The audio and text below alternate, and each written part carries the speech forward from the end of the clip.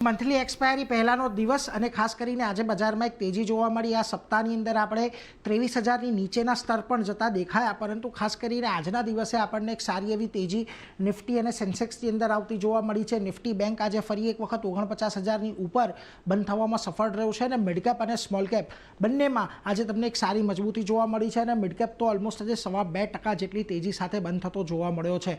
ખાસ કરીને આજે કયા સેક્ટર્સ ફોકસમાં રહ્યા તો જુઓ, આજના દિવસે તમને રિયલ્ટી કંપનીઓમાં સારી તેજી દેખાય, આઈટી, સરકારી કંપનીઓ, ફાર્મા કંપનીઓ, આ બધી જગ્યાએથી એક સારી ખરીદદારી આવતી જોવા મળી। માત્ર એક એફએમસીજી સેક્ટર એવું હતું કે જે લાલ નિશાનની અંદર બંધ થયું છે, બાકી તમામ સેક્ટોરલ ઇન્ડાઇસીસ આજે તેજી સાથે બંધ થતા જોવા મળ્યા। નિફ્ટીના ફ્રન્ટ પરથી વાત કરી લઈએ ક્યાં તેજી આવી તો શ્રીરામ ફાઇનાન્સ જોયેલું લગભગ 4.5%ની તેજી સાથે બંધ થયો। BEL, Tata motors, SBI life જેવા કાઉન્ટરની અંદર આજે સારી તેજી જોવા મળી, પરંતુ ઘટાડો ક્યાં આવ્યો આજના દિવસે જુઓ, ખાસ કરીને તમને મારુતિ સુઝુકી પરિણામ આવ્યા, પરિણામ બાદ આજે ઉપલા સ્તરેથી ખાસી એવી વેચવાલી આવી અને દિવસના અંતે 1.5% ઘટીને બંધ થયો।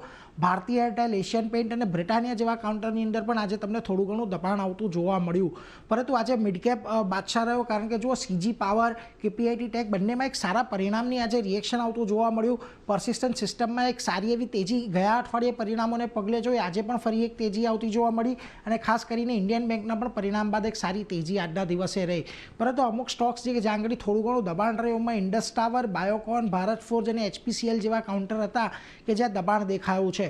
ઓવરઓલ આપણે 23,000ની નીચે ગયા હતા, ફરી પાછા 23,000ની ઉપર આવી ગયા છે। હવે આવતીકાલે જાન્યુઆરી મહિનાની એક્સપાયરી છે, હવે આ એક્સપાયરી પણ તમને 23,000 અને 23,400ની વચ્ચેની રેન્જમાં જ થવાની એક અપેક્ષા છે, એટલે એના પર એક ખાસ ધ્યાન તમારે રાખવાનું છે।